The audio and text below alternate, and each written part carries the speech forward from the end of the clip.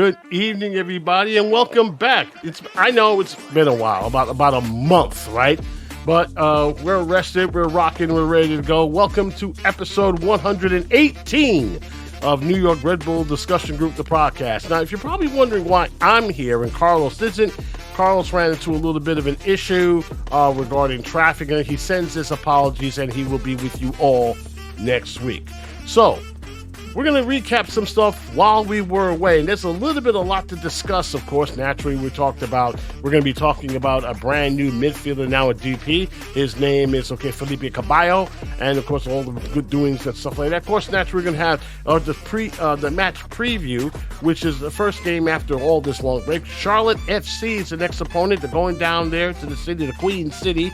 No, the other Queen City. This is in North Carolina, and the Red Bulls will be facing off there. Plus, of course, all the hot takes, of course, from the live audience. I see you guys logging in right now. It's good to see you guys, as always, and we're going to read about them. We're waiting for your questions, especially, of course, the summer transfer window that there was some misadventures along the way. And, of course, naturally, if you somehow missed the live show, which is happening right now as we speak, you can always catch the on-demand recordings on our YouTube channel. Don't forget to like and subscribe. Goals.tv, which will be uploaded after that. And, of course, naturally, our home at Spotify.com. And just remember, all of our episodes are uploaded the very next day.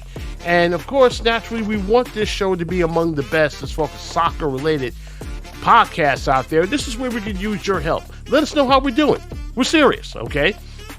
We welcome any feedback that you have, good, bad, or indifferent, or if you want to drop us a line telling what you'll think about the show. So shoot us an email. We have an email address, rbdgthepodcast@gmail.com. That's rbdgthepodcast@gmail.com.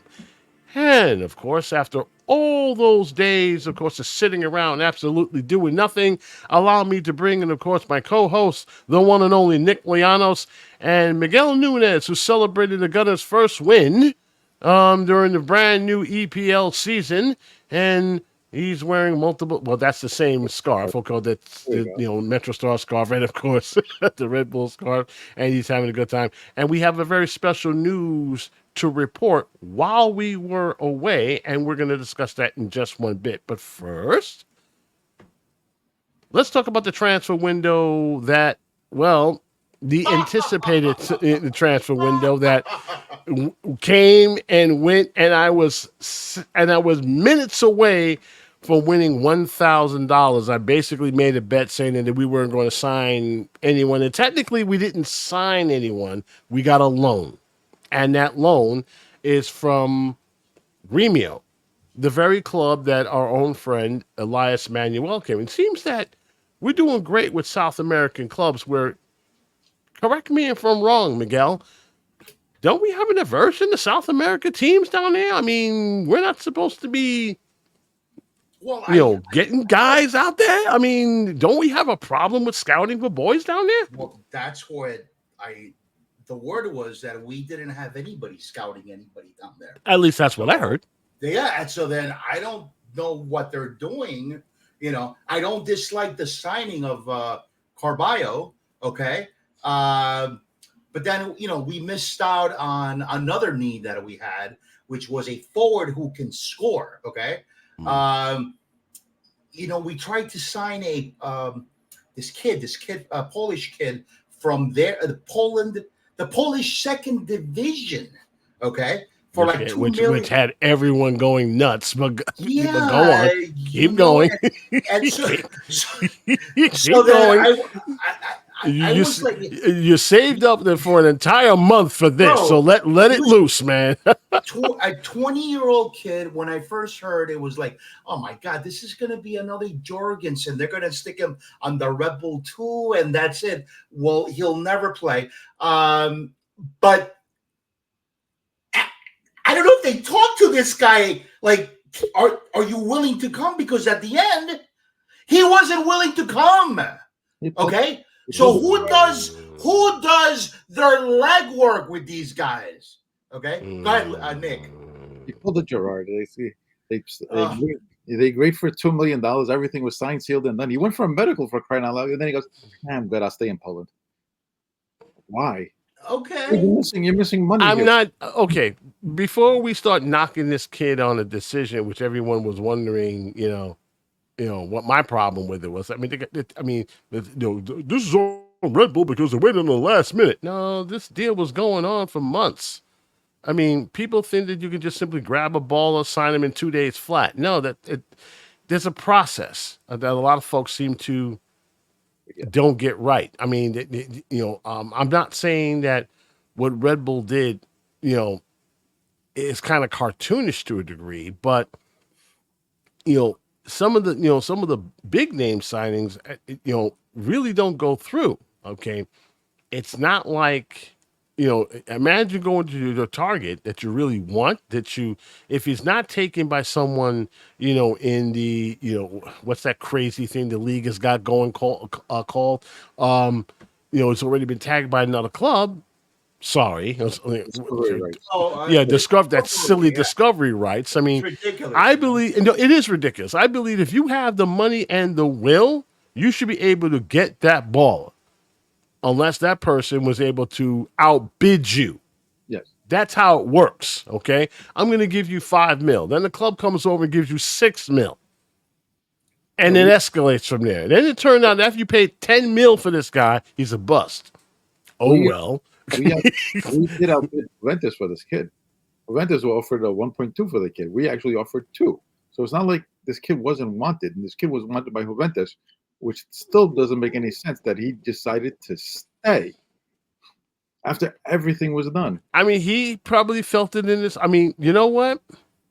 We'll never know what was in his head by the time he made that decision. But I got to give him props for it. He probably felt like, you know what? I mean, think of it. Okay, think of it like this. And this is what I told my girlfriend. Think of it like this. You're looking for a new job, right? The job you have sucks. They don't pay you enough. You're working hard and everything else. But they got good bennies, right?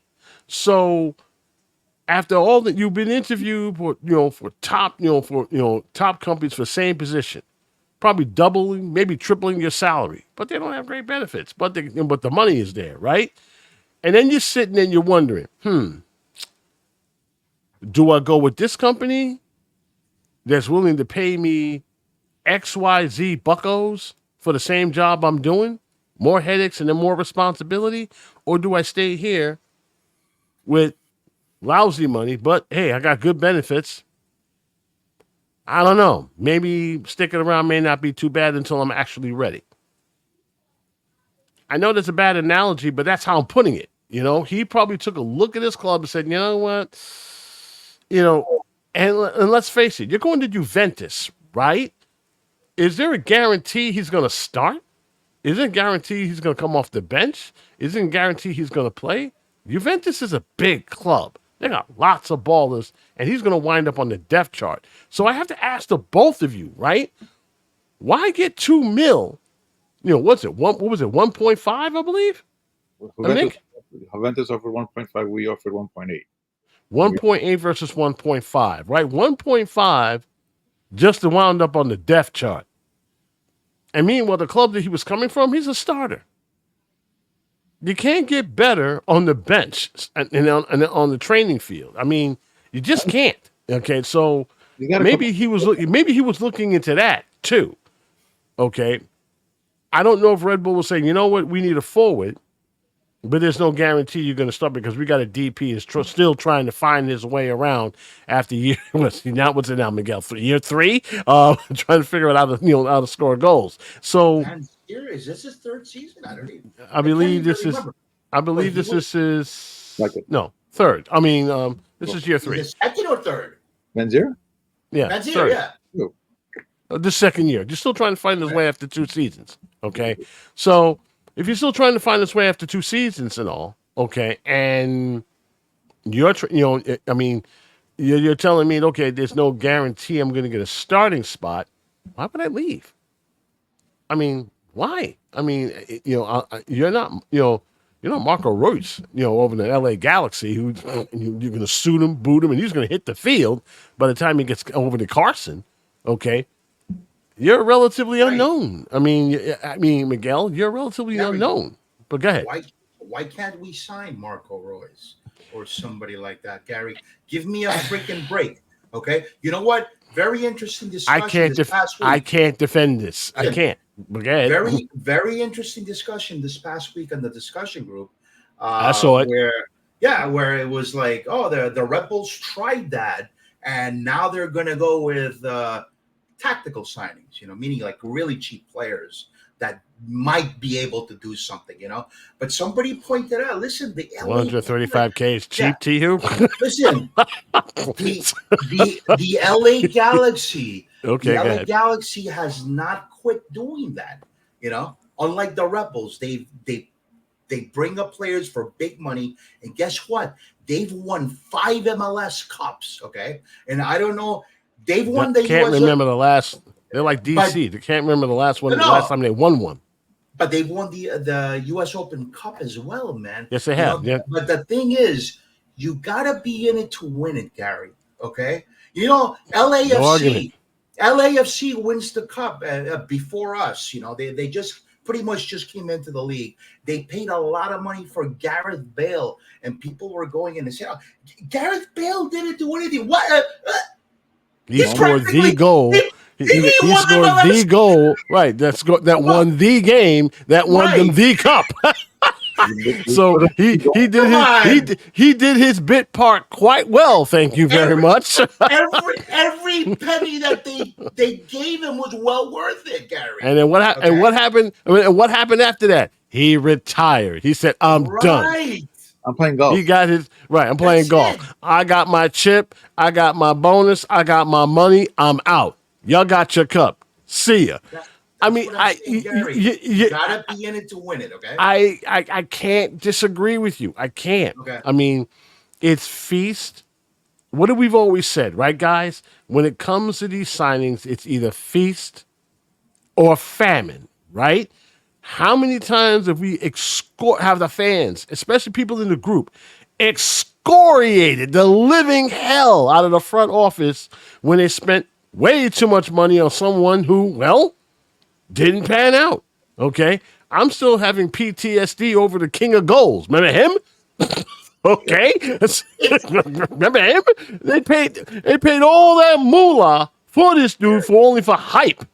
And he didn't do jack. Okay. It's not for the people who complain about that sort of crap. It's not your money. Okay. No, it's not our money. It's not my money. Technically, it is our money because we're the one giving the money, and they have to give it to the players. It doesn't exist in a vacuum. But it's a pittance, really. They're not paying the players. Oh yeah, the money that we're paying for a $20 ticket. Oh yeah, it's chump change. We both know that. Go to every game, and the league gets their money. The players generally get their money from the league. The league get their money from, of course, from television. Okay, so. And they somehow get it from us because we're the ones paying them to go see these ballers. That's basically how it works. So for every time when I hear people say, okay, we got to sign superstars, I'll say, okay, be careful what you wish for. Because if you want teams, including the Red Bulls, to sign money on superstars, whether they do well or not, you're going to be paying more to see them. Okay? It's going to be a point where we're going to, right now your tickets are somewhat affordable. Sign guys like him when you have superstars in every position. You got the EPL in America. You think your tickets are going to be affordable at that point? No. At least over in Germany, they got it right. They'd say, okay, we can have some of the biggest stars out there. We can have some of the best players out there, but the tickets better be affordable. Okay, but then again, Red Bull won't be an owner because they kind of forbid that sort of thing over in multi-club ownership over in Germany. 49% only, please. Yeah, 49. That 49%. What was that? The 49%, 49 plus rule. And of course, Anthony will come here and pretty much explain how that works, and that's probably the reason why their attention is over in Leipzig and Salzburg and Red Bull New York. Not so much, but I will contend that it's not so much as the ownership, but who's running it. Okay, and as much as I like these guys, I don't know. I just don't know. They mean well. They care about the fans. Let me rephrase that. They care about the market. Okay, that if they did understood the market, they would pull out the stops to make this club bigger than what it is. But that's a They discussion. said they were going to do it. They said they were going to do it. They were going to sign. Yeah. And I would be lying, okay, if everyone in the media is not going to hold them to that, put their feet to the fire. Like, okay, you said, okay, you were going to do this, and so far, it's been a failure. I'm calling a spade. Okay, it's been an abject failure. I mean, you brought. I mean, I can't believe I'm saying this, and I'm not saying this to mock the club. No, you know what? I am. Your most significant addition this season has been a mascot. That's it. Okay, the kids are gonna love it. I mean, he's gonna be a terrific ambassador and everything else. But that's it. Your most significant addition is a mascot. Until Caballo gets going. The good news is that guys who have been injured, we're talking about Peter Stroud, we're talking about, Mr. Forsberg, are working their way back into the starting lineup and working their way back into fitness. That's a good news going for the stretch run. As for everything else, unfortunately, all other clubs, depending on who they signed, Nick, Miguel, they got better. And what is the fans' always biggest fear, right? While Red Bull runs in place, everybody else latches up in gear, and the teams that are chasing us will soon be ahead of us. Okay?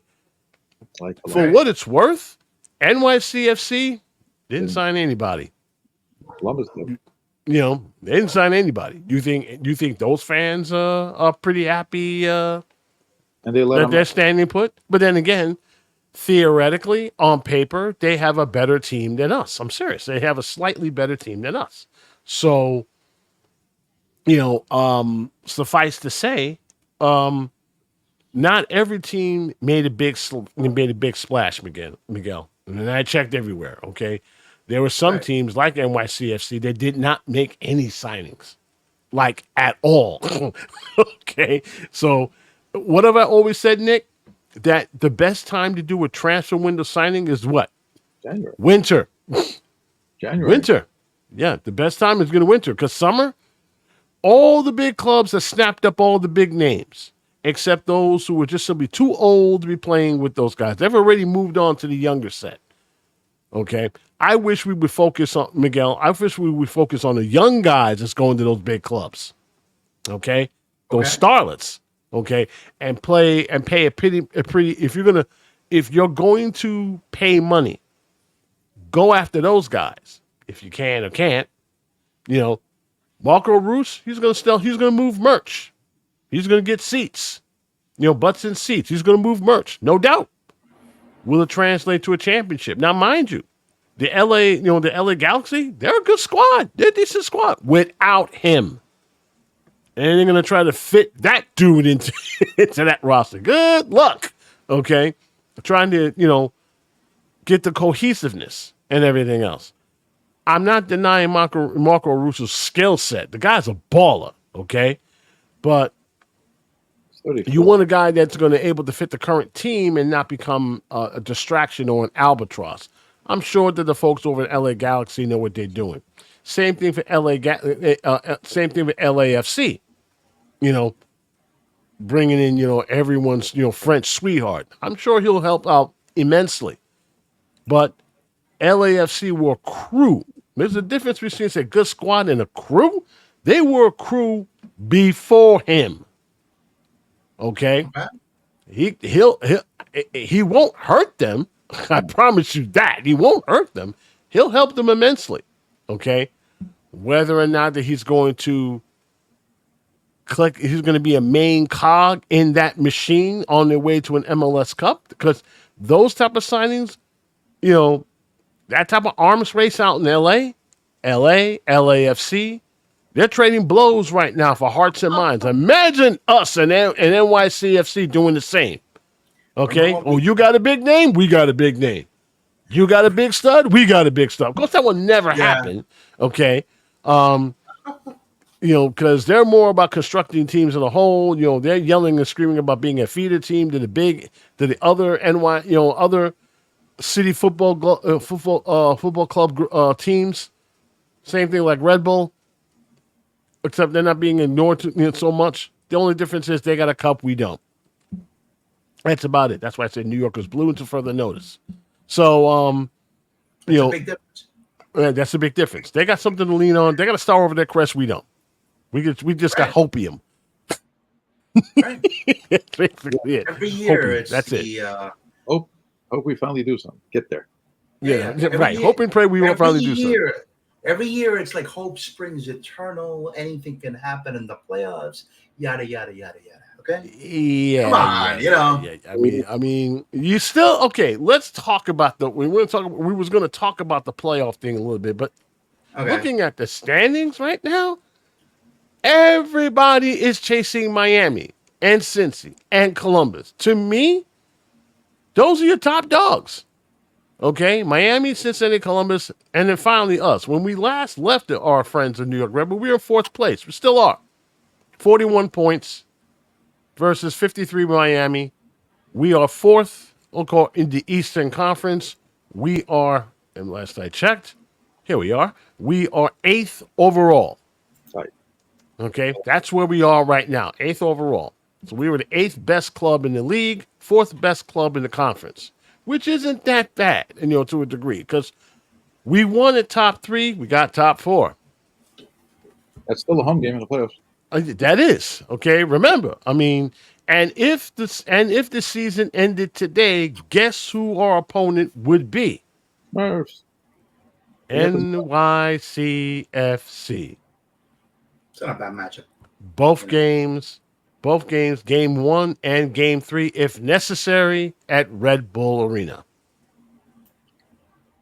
Should be fun, provided that the standings hold sway.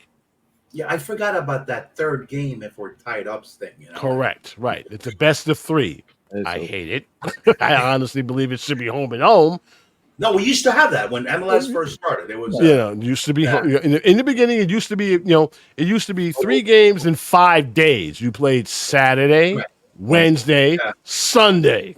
That's how it was. Okay, I remember because I remember going back and forth to DC. yeah, that's what I'm talking about. Yeah, I remember it was a wacky schedule, but it was fun, fun as hell. That's also the sad. Then they changed goal rules. First was away goal rules. Then it was non-away goals. Total rule, field goals. Right. I mean, they tinkered it around so much, and I guarantee you, every time there was a rule change, some owner and support, some owner or investor said, "No, that can't be right. I lost the game because of that. Change the rule." All right, fine. All right, one and done. No, that's too slow. Change it again. I'm like, all right, fine. Best of 3. Yeah, that's better. How these things work, and it ain't us, okay? And it ain't. We're just going by some owner and investor who felt they got cheated. Had a big mad during the, because they, all the owners and investors, they have a meeting, right? They'll have this meeting just before MLS Cup, and they all discuss about competition rules and stuff that change. I have to check with Anthony on this, but somebody beefed. My team got cheated out over a point. And your point is, they lost. No, we got cheated. There you go. I mean, they're all, I'll put some money into this, and I better see, I better see some better players coming my way. I mean, every team has an opportunity to do that. If you're not going to pull the trigger, then that's your fault, honestly. So let's talk about Felipe Caballo, okay? He came, of course, naturally. His full name is Felipe Ignacio Caballo Ares, and it's A-R-E-S, okay? He came from the same club from our friend Elias Manuel Gremio. Now, if that club sounds familiar, that's where they both came from. Now, here's the fun part about all this. This is the contract that they signed. They added him, on loan, just like Felipe. Okay, the Red Bulls assigned the Uruguayan international Felipe Caballo from Gremio for a 1-year loan, with an option to purchase the pending receipt of his VP1 visa. Now, the deal itself was completed before the close of the secondary transfer window, and that was the club, announced on the 15th of August. And Caballo will be a designated player for the club. Now, I know most of you guys don't really, you know, you really put a lot of, emphasis on the signing. So I'm going to ask you, and basically everyone, showing up on a live audience, what do what do you think of the addition by the Red Bulls? Is this as solid or it falls short? I know that it wasn't, it was a replacement for Frankie Amaya. I not only think that this is a replacement, this is an upgrade. Okay, Okay. for Amaya. Still need, of course, a forward, and probably they're going to address that. I don't know, probably in the off season, whatever the case may be. But Nick, Miguel, your thoughts? I'm sure you guys have done your homework on this guy. What's your thoughts on this loan? This kid came from Sevilla. This kid played in Spain, playing in Spain first division. So, and he's a former until he played with Uruguayan national team until in November of 2023. So this kid's played. He's been through the wars of South American qualifying. He's been through the wars in Sevilla with Sevilla. So he's a well battered. One negative is his knee. That's kind of sketchy. Which Yeah. they really never really said anything about it, but it is kind of sketchy. That's why he's been supposedly on the way down. But when fully healthy, he's good. He's a solid addition. You're getting a midfielder that plays back, will take the ball from you, like all Uruguayan midfielders do. They They see have a knack of removing you from the ball. they see ball, take ball, and move forward with it. They're not sitting there waiting for you to decide what you're going to do. You take a second to think about it. It's taken off your foot and going back the other direction. They know what they're doing. So if he's fully healthy, I think it's a great move. You added depth to your midfield because Donkar was coming on.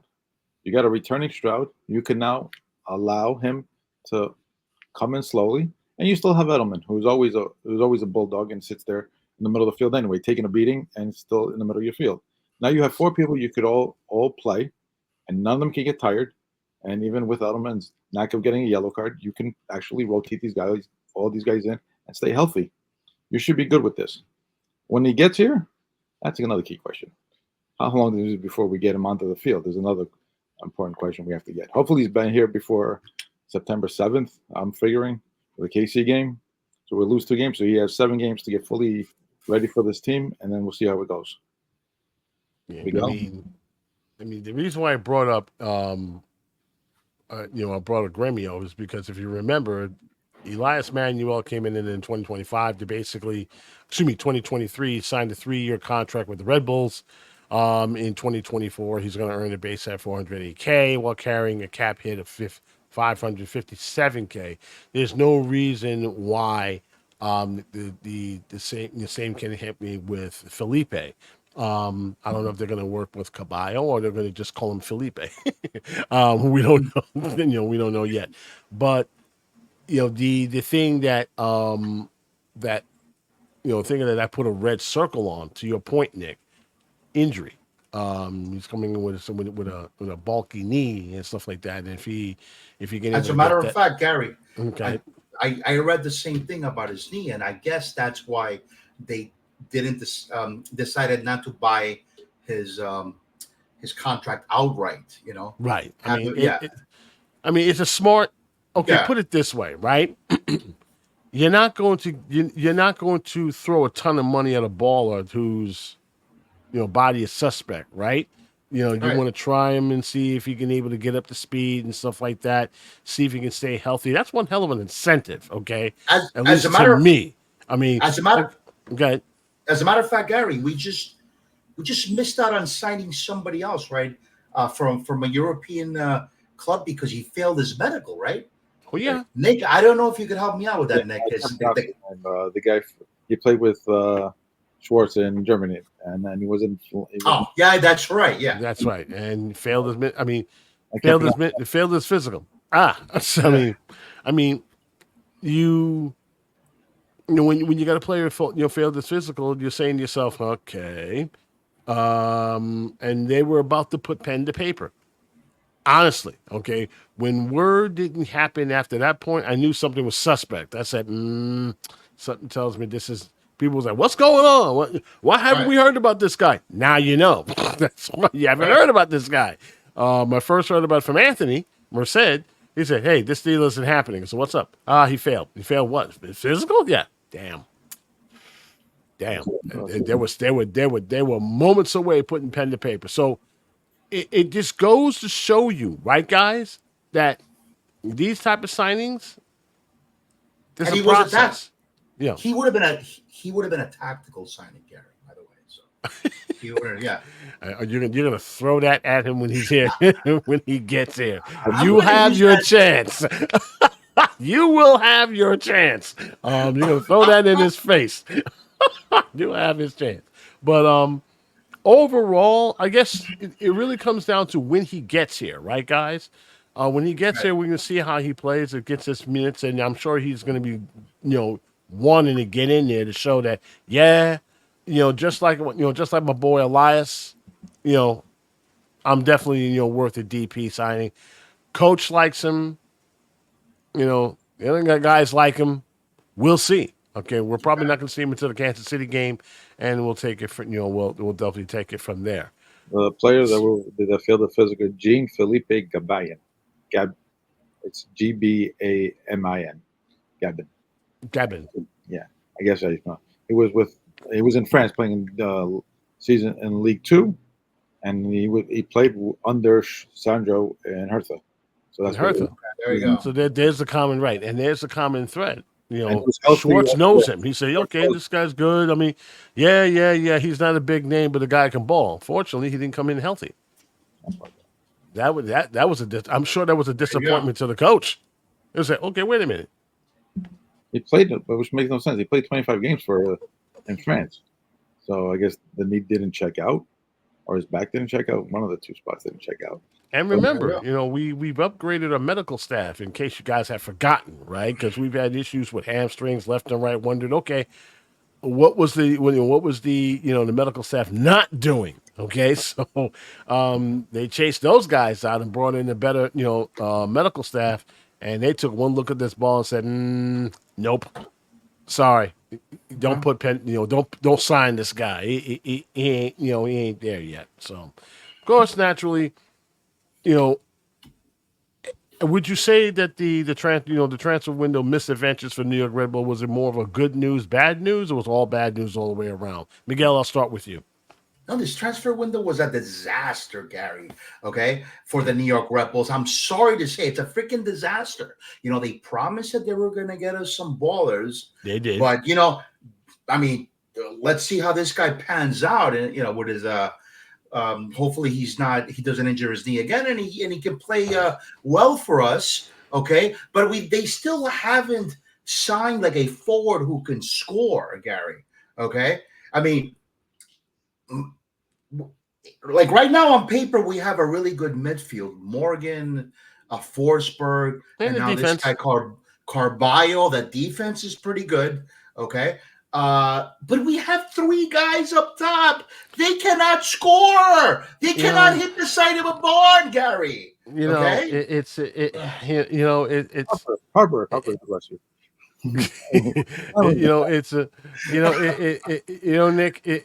To Miguel's point, when you look up front, the first thing you got to say to yourself is that, okay, how far can this team go with a sputtering offense? I mean, I guess that's the question, and it makes you shake your head like, okay, you got Burke, you got Van Zier, you got Manuel, three guys that they basically have their goal in single digits. Less than not even. I mean, less than 10. Okay. Garry, I got to tell you that sometimes I long for the days of the GOAT, Tom Barlow. Okay, No. when we At least the dude tries. Okay, look. I mean, right. as much as most of you guys ride him to death, you basically rode him out of town, by the way, and he hasn't been heard from in Chicago. I'm like, he didn't start this boy. He's riding in the bench with the Chicago Fire. You got rid of security. They terminated his contract and said, okay, I want to get out of here. Okay, fine. Yeah, by Peace. mutual consent. It's a mutual consent. We don't want you here either. Bye. And everybody, you should see how people treat him on Twitter. You call him a flat out bum. Okay, like look, man, you was over there robbing your paychecks and stuff. Like, get out. So that's basically what it was. Meanwhile, our hero Tom Barlow, still being the company man, still being a good guy, hanging on the bench. I look at it this way. If you remember, we were watching those disaster League Cup games. I think when 0-1 hit rock bottom. He had that game that he started. You had to look at him and like, dude, really, what are you doing? Have you just lost all ability in yourself? I think he had 3 point blank chances in the 2 games combined, and he kept missing the side of the net. And he had that look on his face. How did I miss this? Because you didn't hit the ball. You didn't aim. And he's like, how did I miss? Well, you missed. How did you hit a breaking ball? Because the ball didn't break. That's why. It's just like baseball.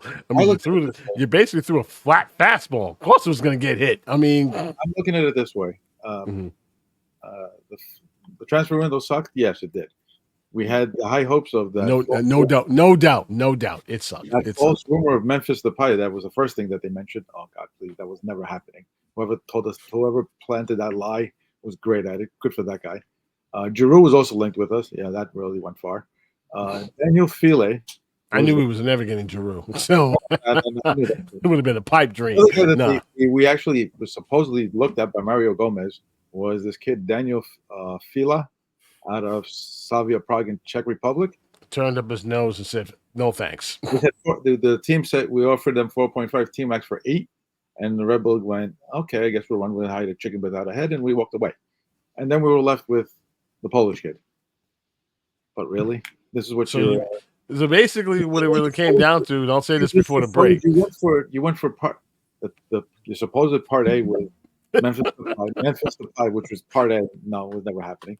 Giroud linked to us, never happening. Your main traction guy was Daniel Fila, who club said, no, we're not getting rid of him unless you go for something really concrete, money. So that's your first choice. So your first choice went out the window. Your second choice said no to you. Now what you got? Why does this keep happening? That's what my thing is. Why do we always get the third or fourth guy, not the first choice guy? We were linked for other midfielders before Carvalho. None of them came our way. And that's why that's why I said it's not so much of the ownership, it's the people who run this team, because I've never seen or heard of a group of folks that go through that same scenario year after year after year after year. What you just said, Nick, it's almost plan A, then plan B, then C, then D, then E. You're going through the entire alphabet, which means you didn't really put your homework on plan A. I think it should have been plan A or nothing. You know what? I think fans would have been okay with that. So look, we tried to get Giroud, and every time they look at Twitter and everything else, they see Red Bulls are still in it. Red Bulls are still in the Giroud sweepstakes. Giroud says no to New York. That's it. He's into it. That's the end of it. I don't think the fans said, "Oh, the Red Bulls are cheap. Get the fuck out of here." Excuse my language. Get the hell out of here. The Giroud said no. That's it. Then you don't mention plan B, C, D, or E. You don't even put that out there. Okay? You say you go there for cover. Say, okay, just in case this guy says no and tells us to stick it. We got a backup. We got a backup. But you don't mention the backup. Here, what you did, you mentioned the backup. And then you mentioned that backup. Then you mentioned that backup. You panicked in front of an angry and disappointed fan base, and all of this could have been avoided if you didn't make that crazy declaration that we were going to get better. I mean, my thing is, if you have just rewrote it just a bit, Miguel, starting this season, we're going to start. We heard you guys, but starting this season, which means you're being honest with the fan base, right? You tell them, okay, this is going to be a process, but we're going to get people. Oh, by the way, if we don't get it done this summer, we definitely head hunting in the winter, off season. Believe that. I don't think you're going to get the acrimony that you have now. Okay? I don't think people are going to be set up there what you have now, because now season ticket holders going, okay, well, I mean, it's like you promised your school teacher, you do your homework and you didn't. And then you show up in class, school teacher's going, where's the homework, son? My dog ate it. That ain't going to work here. It's not going to work here. Fans are already fed up with you, okay, for stuff like this. And this is something I can't defend. I got people going, how can you defend? I mean, Garry, I know you with the Red Bulls and stuff like that. I mean, I don't work for the club, but, I know you write for the Red Bulls and stuff like that, but can you defend this? No. How?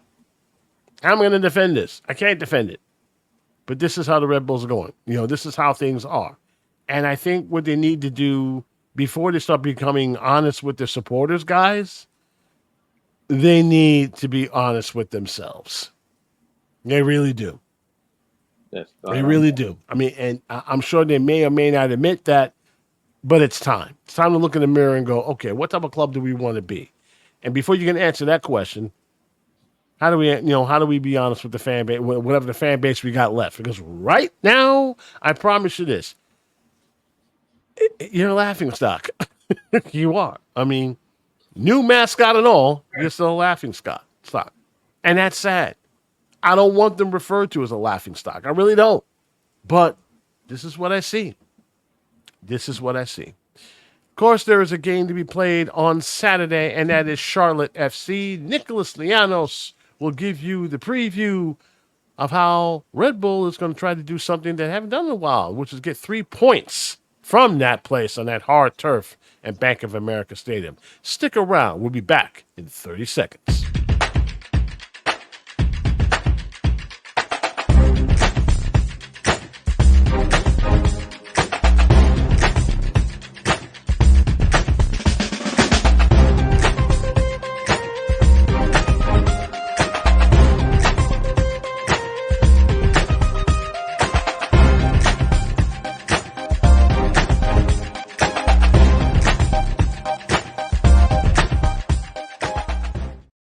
Okay, while we are away, of course, our wonderful hot take princess, as I like to refer to her name, is Lisa Votino. She asked us if we don't have an open DP spot. No, all DP spots have been filled. Okay, that's the good news out of all this. So we got this guy who's filling out the DP spot.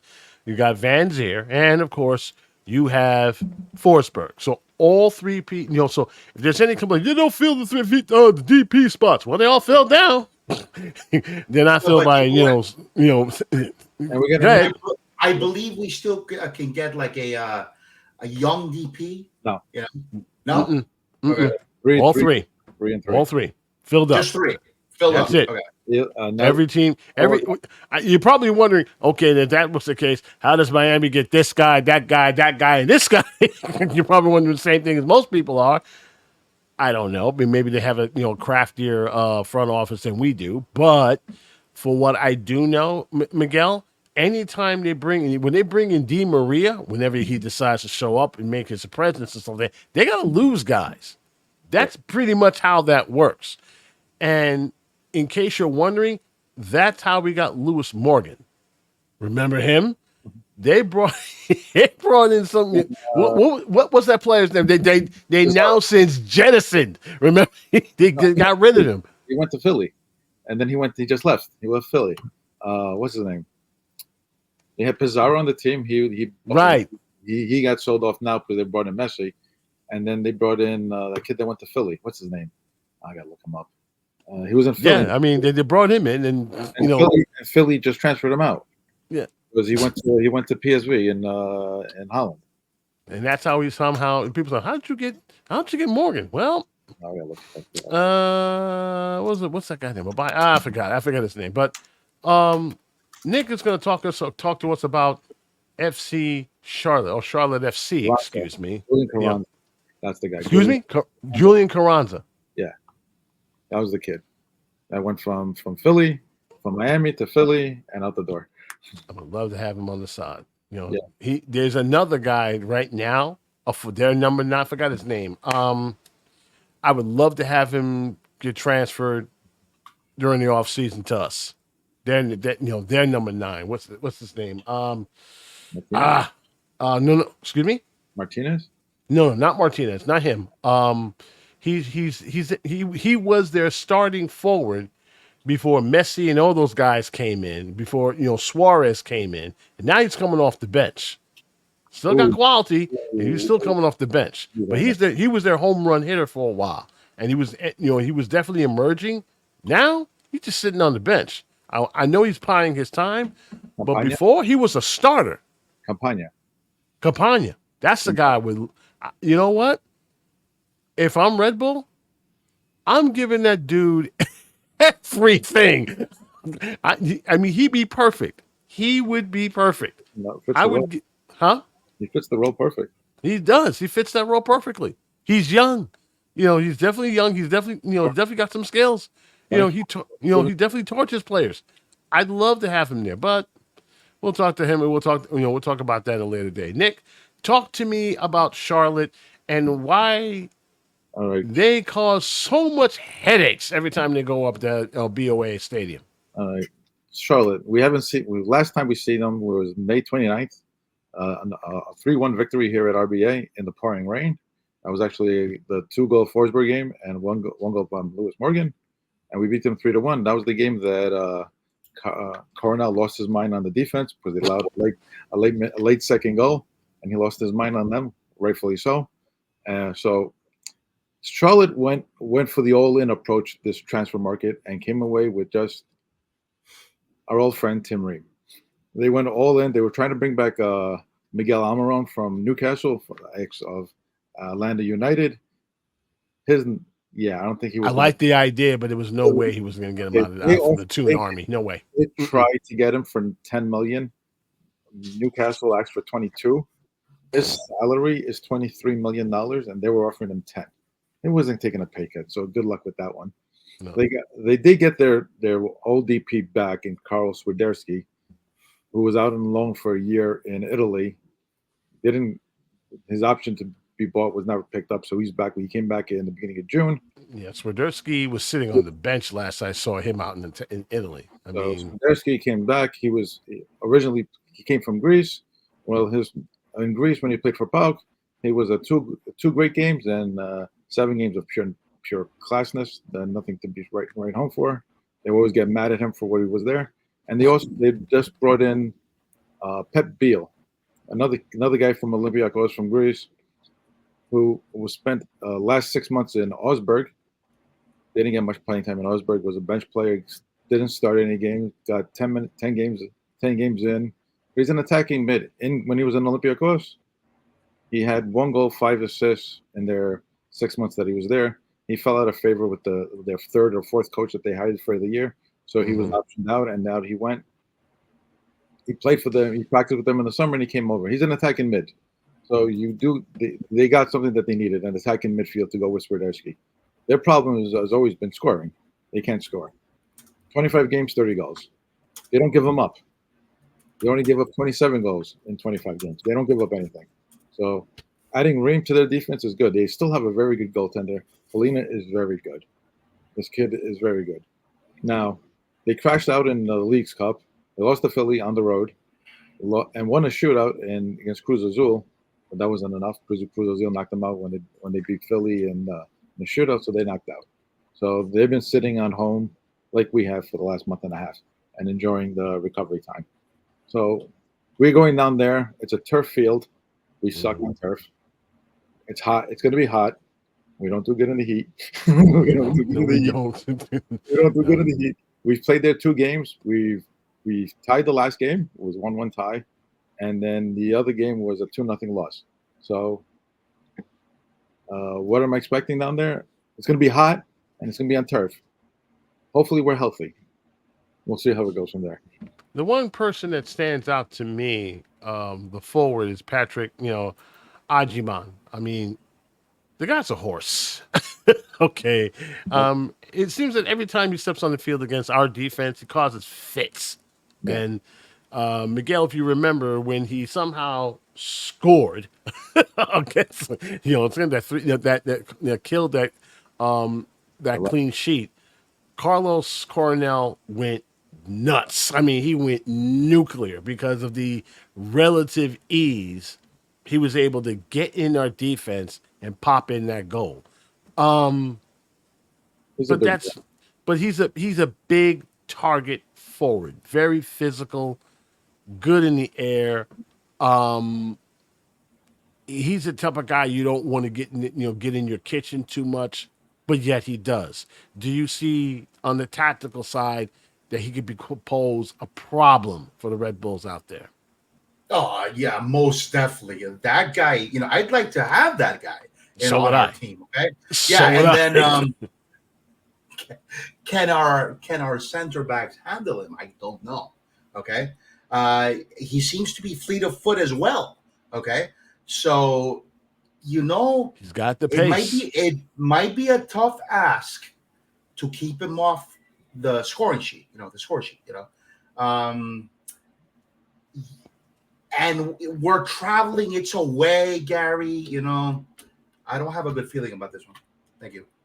I mean, I kind of do. Let me just say this. The reason why I say this, and this may sound a little bit on the nutty side, they're in the same boat as us as far as time is concerned. This was Nick Pointer. They've been sitting, waiting, just like us. Okay. We got knocked out of Champions. I mean, we got knocked out of the Leagues Cup. Thank you. Yeah. Leagues Cup, just like they did. Okay, they crashed out just like we did. Okay, lost to Philly of all teams. Okay, and yet Philly is one of the final four. Fancy that. They, the one thing that I am a little concerned about is how it's going to be warm. That turf is not going to be very cold there. It melts your boots and the whole 9 yards. It's going to sap your strength and stuff. It's going to be hot. It's going to be humid. It's going to be rough out there for the guys on that turf. And the ball picks up very quicker up there, so everyone's got to be on their toes. However, there's one little, how should I put it? Elias Manuel seems to have no problem scoring against these guys. So there's that wild card. That's the word I'm looking for. Wild card. This is his time to shine, then, Gary. Okay. Yeah, please. I mean, yeah, I'm not looking for the 3-goal performance that he put during the playoffs. I'm not looking for that. All okay, right. What I'm looking for maybe a goal, maybe two, and maybe Morgan gets one. Okay.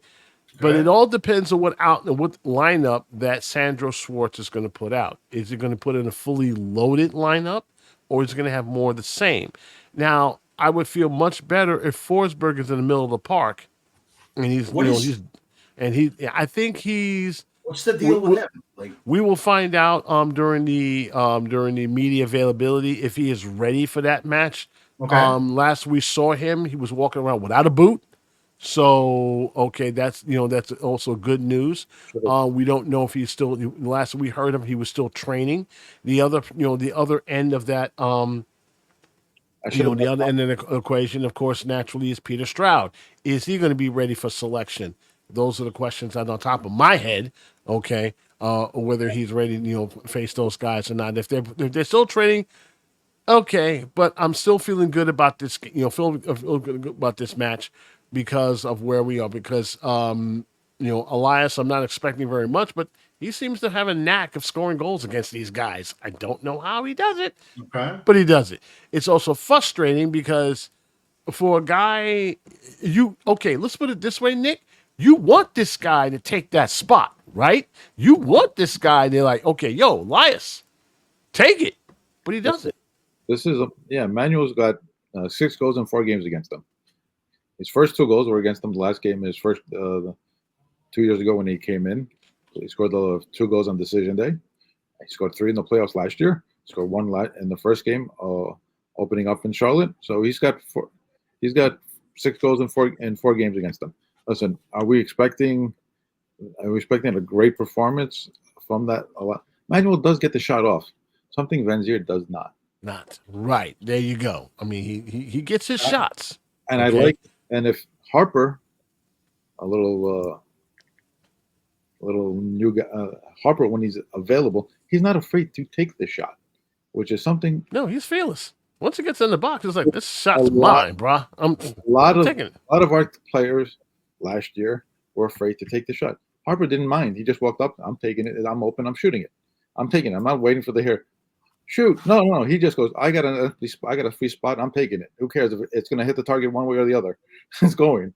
He's either going to get saved or don't. I mean, it's going. And you've seen him. He scored goals. Listen, as what is the line that Gretzky says? We all should follow. The Red Bull should be you missed 100% of the shots you don't take. Right. So take those shots, bro. Shoot it. Don't be afraid. And Manuel does take the shot. He gets the space, and he has somehow worked with the team fully. When he started, the Forsberg, Manuel, Morgan have worked well when they've played together. You see it in spurts for like a good 15, 20 minutes that they've worked well together. So in Charlotte, I even though I don't like it, the fact that we're on turf, we got a shot. We have a good shot. Something that I would change if I was in charge of the league. Okay, every team's got to play on, everyone's just got to play on grass. Sorry, I mean, or you have to play on turf that is, it's FIFA mandated. That was okay. FIFA gave you, your blessings. Other than that, nah. Sorry, play on grass, just like everybody else. Another one game on turf in Atlanta in a month. Yeah, I mean, I've seen that carpet, and it's not just the carpet. It's just how hard it is for football teams. Okay. It kills your knees and stuff like that. But then again, I'm not, I'm not the ownership, so that's the only thing. One thing, of course, I want to bring up, of course, New York Red Bull 2, they did play a game before this broadcast, and of course, they lost to Huntsville City FC by a score of 3-2. Bolianos in the 9th and 66th minute. They passed yes in the 32nd. Hall, what a ridiculous goal. I mean, and of course, Mascara brought them down to 1. And there was a red card, of course, for Huntsville City. They didn't go very well, of course, at Wicks Family Field in Huntsville, Alabama. They are back home this Sunday. The New Jersey, New York, Gotham FC. They will be playing, I believe they're playing against Chelsea tomorrow for that particular exhibition game. And, of course, family and friends and everyone will be there. I will not be. I will be getting myself ready for take 2 of my vacation. So let's talk about predictions. What are we looking at, Miguel, for this match? You say you didn't have a good feeling for. Loss. It's a loss, Garry. I'm predicting a loss. You're predicting a loss. Score, okay. I don't know, but we're going to lose. Okay. Nick, please. LDK. I'm listening as LDK. Okay, Nick, what do you got? I'm actually going 1.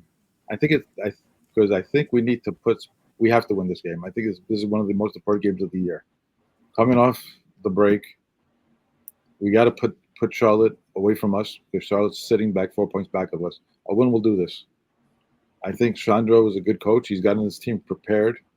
We've seen how they started off at the beginning of the year. Got them ready to play after bad losses. We've always bounced back. We haven't lost anything. We're still playing in good form. We are getting players back. Now, if we have Forsberg, it makes us a much better team. If we don't have Forsberg, we go down a little bit. But I think Harper should be back for this because he was questionable for that. So if you got Harper, Wiki, Manuel, and Morgan, plus our midfield, Donkar had an great 2 Donkar has been a surprise. Donkar has been unbelievable. That game he played like 2 weeks ago when he just controlled that whole midfield. wow. What- Wow. that was wow. That was a wow moment. He was just going, I'll take that from you. I'm sorry. I'll control dribble around you guys and let's go forward. Uh, that Miguel, was, he was a machine. He was like, I'm gonna take that this was from you. I'm gonna take that from you. I'm gonna. yeah. He was like, He was a Right. fiend. Yeah, he was a fiend. He looked great, Garry. Yeah. I mean, and I'm going with a 2-1 victory. Uh, I'm going with Lewis, and Mr. Manuel gets one. Mr. Elias gets one. So he'll take his ownership of Charlotte seriously and add to his total.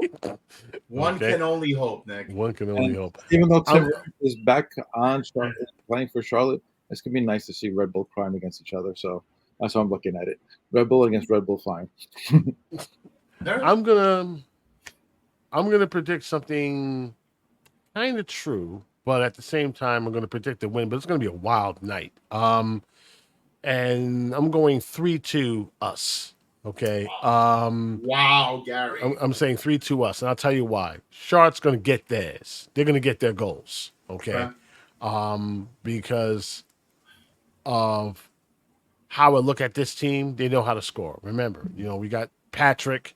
If he's up front, Ajaman, good luck with that. Good luck keeping that guy quiet. And he just can't. Plus, they got guys off the bench that can get the job done. As for goals, Morgan seems to be red hot off breaks. Okay, he'll get his.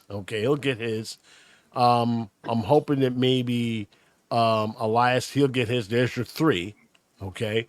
And then it's going to be, we'll get out of it with 3 points with the skin of our teeth. Either that is going to wind up with a draw, but I'm looking at a 3-2 win. They need this game. They need to. This is the part of the schedule. You got 9 games left after that. You got to protect your seeding. Okay, you're in 4th place. You got the 4th seed. You got to hold on to a skinny because those teams that you're going to be playing up next, they're behind you. One team, they got 2 teams. They're facing 3 teams ahead of them. Okay, one of them is Columbus. Remember, we got that return game against Columbus. We got NYCFC.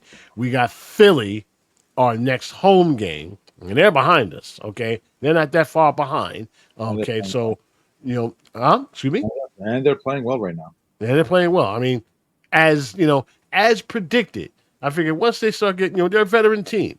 Once they start getting, get some steam, I mean, they're going to be right on your backside. So you need to start protecting home. Winning, being undefeated at home has served them well. Time to start putting away some points on the road as well. Okay. Many of the good teams do this. Otherwise, you're going to lose that 4th spot. You're going to wind up in 6th before you know it. And you don't want that to happen. So I agree with you, Nick. They need to start, this is a must win for them to see if they can put this away. Next week, Carlos Cano is going to be sitting in my chair because I'm going to be on vacation officially. And of course, Gustavo Gutierrez, he couldn't make it this week, but he will make it next week. And so they're going to be interviewing there. Of course, Miguel and Nick, of course, will be with the chatting with the rest of you guys. And, of course, be peppering him with all sorts of questions. And we cannot wait for that. After that, hopefully we'll get back after Labor Day, by the way. Your old friend, friend Anthony Merced will stop by with his latest installment of the Red Bull download. And that's where Miguel will have a bone to pick with just tactical signings and such. Should be it should be he should patent that. Huh? He should patent that. That in American relegation. Remember that one? American relegation. That's right. We're gonna patent those on shirts. My team survived American relegation. All I got was a T-shirt. If you don't make the playoffs, you suffer American relegation. Okay, sure. That was the greatest of all time. And of course, the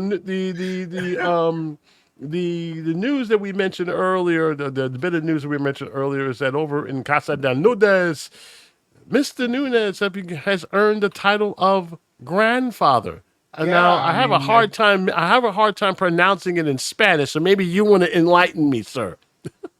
Oh, as the grandfather or abuelo? Thank you, abuelo. Yeah, Okay, so he's been showing his the little prince, a prince or princess, excuse me. No, it's a prince here. It's a prince, a little prince, and Wait, there he is. There There he is. I mean, go. just absolutely adorable. I mean, when he basically showed this photo to everyone in the team, and we only had one response. Aw. Yeah. So, how's it feel, man? How's it feel, Miguel? Go ahead. Miguel, where's the onesie with the Arsenal and Red Bull on it? It's ordered. It's ordered. It's ordered. Okay, They so should be getting it this week. I will show you the photo. Yeah. Okay, It is gotta ordered, gotta have the onesie. Gotta have the onesie. Right. Yeah, so, Not official until he's indoctrinated, right? yeah. And He's either going to be a bull or a gunner, one of the two, or both. The father assured me that he will be playing soccer. Okay, so let's see what happens. But yeah, Garry, you're asking me how I feel. I feel fantastic. Although in my head, I'm still 14 years old and riding my BMX bike down Berger Line Avenue, okay, in Union City, West York, and North Bergen, okay. But I'm a grandfather, Of course, having half the police force chasing you. But yeah, go ahead. Yeah, I mean. I mean, looking at the TV like, okay, Miguel, what did you? Damn, man, you got 14 squad cars coming after you. Now the cops didn't really mess with us. But no, congratulations, of course, naturally, to your daughter and son-in-law, and to the rest of the Nunez family. I'm sure they're doing very proud. As for us, ladies and gentlemen, when you hear that wonderful sound that is the music, that means we have come to the close of episode 119. 119. This is where Carlos comes in. I'll be on vacation. I'll see you guys when you get back after Labor Day.